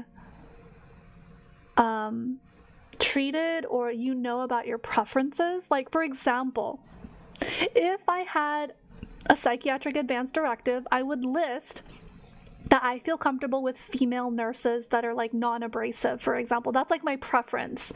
And then they would see that and be like, okay, sorry, you know, like everyone be careful around her, you know, like, or something. Because I was, I don't know if I told you about Nurse Jason. Did I ever tell you about Nurse Jason? Oh boy, that was not a fun time. That was not a fun time, guys. Not fun at all. But yeah, never again. I will die on this hill. Never again will I want to go through that. That was just terrible.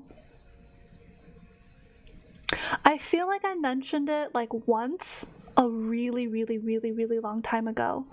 I don't know if like Panda or King might remember it, the story that I,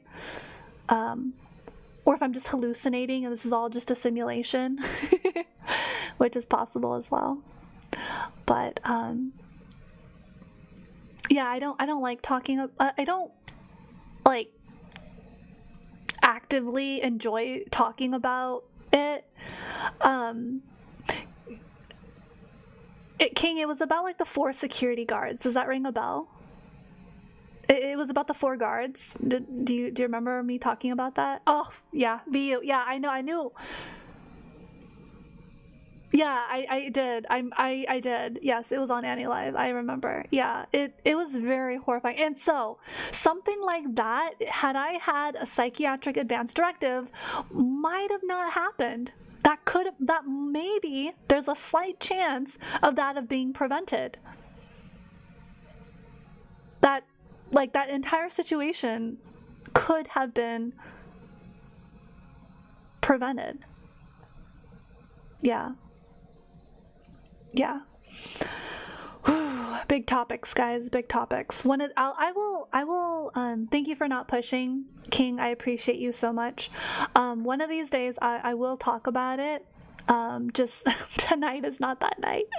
I want you guys to feel comfortable and cozy and relaxed and, settled in for the night or day.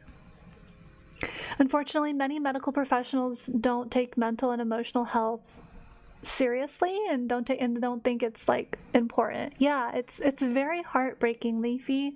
It's so, there's no warmth. There's no like humanity. It's just bureaucrats, like bureaucratic at that point, right? It's just like, oh, I'm just following a procedure. That's all. There's no longer that care.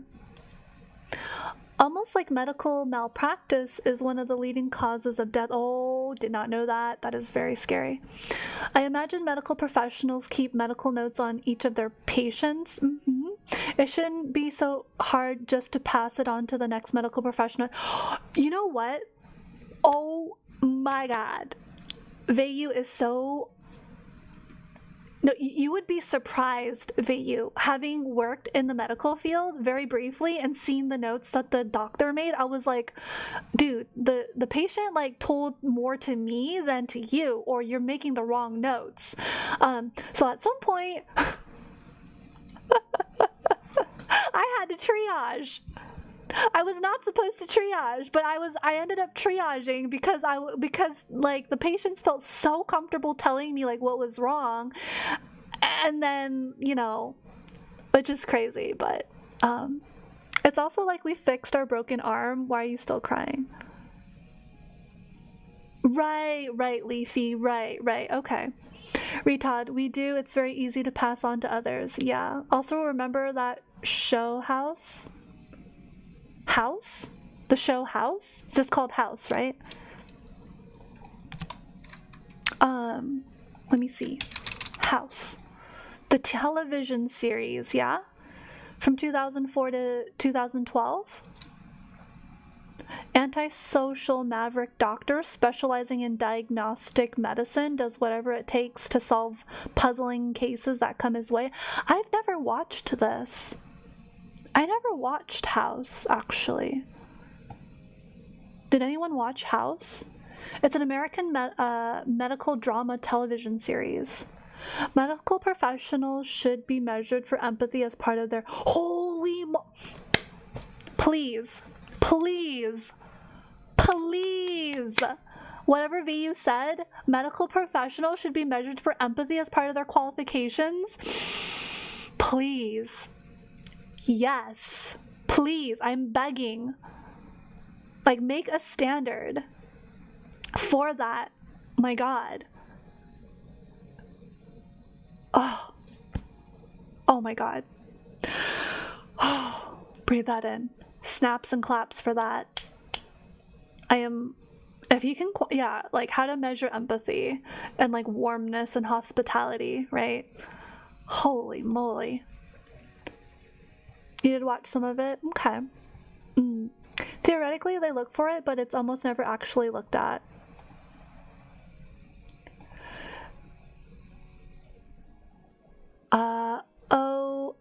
OSCE. Let's see, what is OSCE?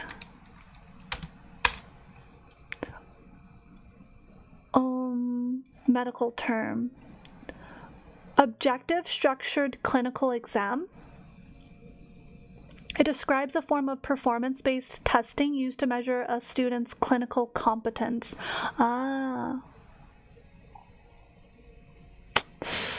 Yeah. Wouldn't it be hard for doctors to empathize themselves while treating others with empathy?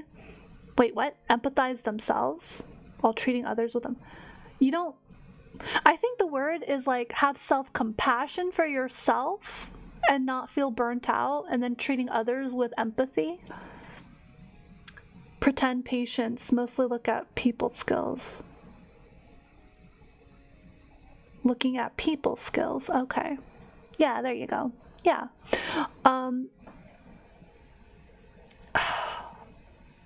Like the doctor that I worked for was burnt out. Burnt out AF. It was clear. It was sad. It's actually very heartbreaking. You just know that they're dead inside. But whatever, right? I mean, that's their choice. It's not just the mechanical and technical aspect of medical, it's the EQ. Absolutely. There was also another show that recently came out that's more palatable. Okay. It's on Crunchyroll called Ameku MD. Okay, let me check it out. What is Ameku MD? Oh, I think I saw a little bit of. I think I've seen the cover of it, but I don't think I actually watched it yet. Is it good? Maybe I should watch it. It seems interesting. Ameku MD, Doctor Detective. I'll check it out. I'll see about that. Medical is more like the military. Oh gosh, that is terrifying. Yeah, Leafy. You love it? Plus you love the opening by Eimer? Okay. Sure. It's always good to know. Yeah, so a lot of things for me to study and go over in terms of the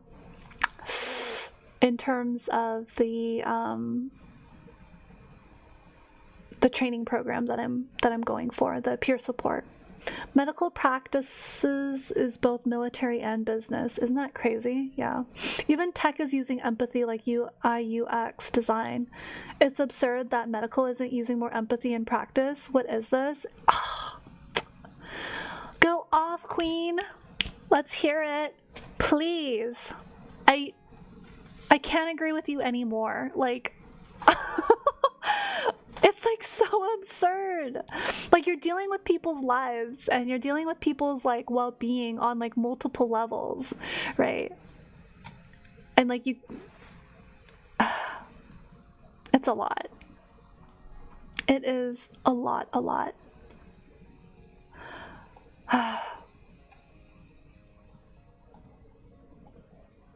Hi Toaster, it's so good to see you. Bruce Shady says, sadly, sometimes you don't get, for example, here in your city, there's a really, really good optometrist and he attends people of all social backgrounds and is affordable. He handles all patients as cattle. What? He's a good optometrist and he attends to people of all social background and is affordable, but he handles patients as cattle. But he's a good optometrist, right?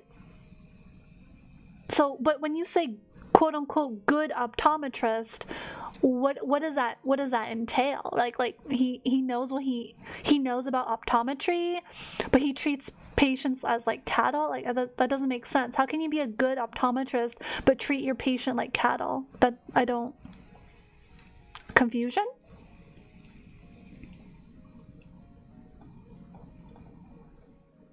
I have confusion?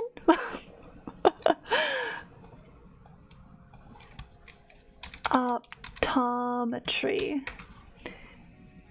He gives affordable and great treatment, right? But he's not personable, right? I think it's because it's probably too many people.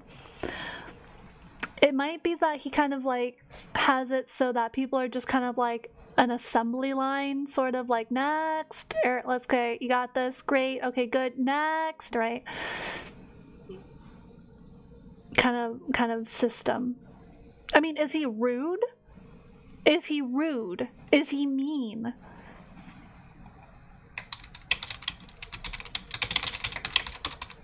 That's what I want to know.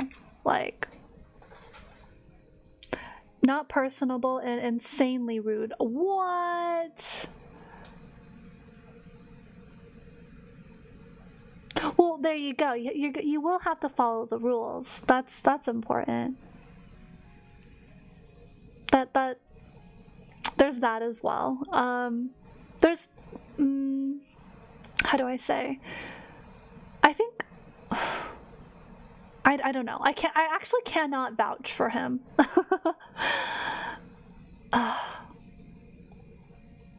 I don't know what to say.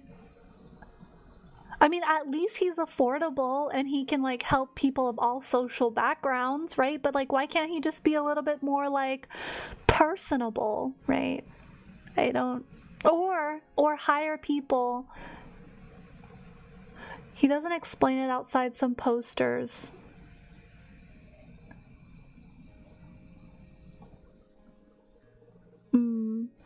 Or at least hire people with better communication skills. Oh my goodness. The office that I worked at was such a wreck. I genuinely did not understand how like things functioned there before me. So yeah. That is a thing. This is a thing. And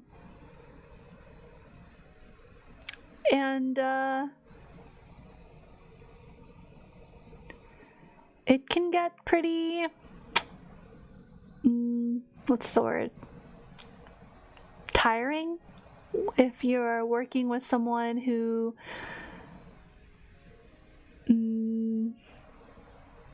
what's the word I'm trying to think of? Let's see. Rue Shady says, that is the funniest. He has nurses helping him, but even so, I mean, he has saved the vision of hundreds, if not thousands of people. He has nurses helping him, right? Maybe he's jaded. I don't know if he's burnt out. I don't, maybe that's just the disposition you take on after dealing with sick people. I don't know. I'll never know until I work in that field. I mean, I've only worked, so I worked there for 1 year in the medical field, very briefly, right? Got a good taste of that. Handling insurance and all of that. Oh, such a process. I can imagine how frustrating the patients are. So I think I really did my best to always move people along and like reiterate things very kindly, following up when I say I'm going to follow up, like writing like I need to follow up with this patient, this patient, this patient, and this patient before the end of the day, like making it a point to like at least send them a call and leave them a message that, you know, on instructions on what to do, so that they don't come back and get upset saying, you never told me what I was supposed to do, or I didn't hear it from the doctor, and the doctor told them very quickly, but the way the communication goes kind of gets lost in the transaction. It's really sad.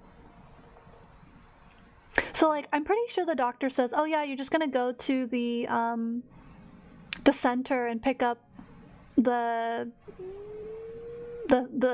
piece of paper, and then you're going to get your test results later, right? And so I guess people are just like nodding and saying but then when they come out of it, they're like, wait, what did she say? What get what, go where? Like that's usually what happens.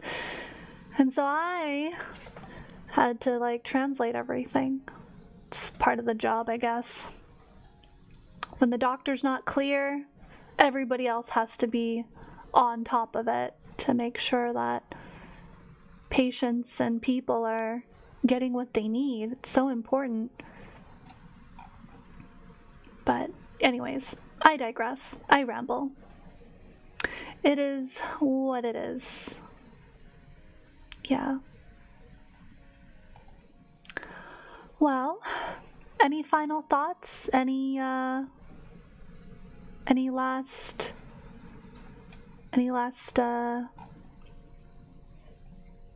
I don't know, any wandering thoughts, any other questions, concerns,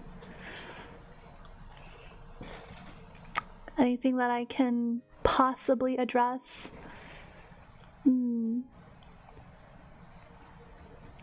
Okay. All good? Alright, that's good. I really missed you guys. I really missed the stability that I had when I was spending time with you guys on a more regular basis. Only a comment, I'm grateful for Poette stream. Yay! Thank you, Rue Shady. Thank you, thank you. Oh, I'm so happy to be here, really. Yeah, I'm glad you guys had a good time and that we could connect, even if it was brief. Yeah, it really reminded me just how much I miss the community. Yeah, yeah. Thank you, King. I appreciate it. Yeah, I'll try to remember that. Just some days. I mean, it's gotten a lot better. I'm definitely stable now, so that's for sure. Aw, you're so sweet, Scylla. Thank you. Yeah, Toaster, you are here for the end, and if you want to rewatch the VOD, you're more than welcome to. It'll be here. Yeah. So don't worry, things change, but if fine, we are always here. I will try to post more memes and things to cheer you and the fellas. Aw, aren't you the sweetest, Shady? Thank you. That's so kind of you. Always appreciate a good scholar. A good scholarly meme. Yeah. Well, alright. Seems like everyone is pretty content with today's stream, and so am I. I'll probably spend the next hour or two studying and reviewing my content for class for the peer support training, and hopefully I get to share some more insights that I pick up, you know, within means, right? Like what I shared with you guys today about the RAP, the Wellness Recovery Action Plan, what that is, and what is trauma-informed care, and what else was it? The Psychiatric Advance Directive. Yeah. Yeah, tomorrow's stream will be great. We're gonna play some more Stardew Valley together. Yeah, thank you everyone. I'm so glad that you guys are here and are doing well. So, all right, sounds good, Leafy. Yeah, really looking forward to getting to know everyone more. So, yeah, stick around and we'll definitely get nice and cozy. All right, take care, everyone. Be well.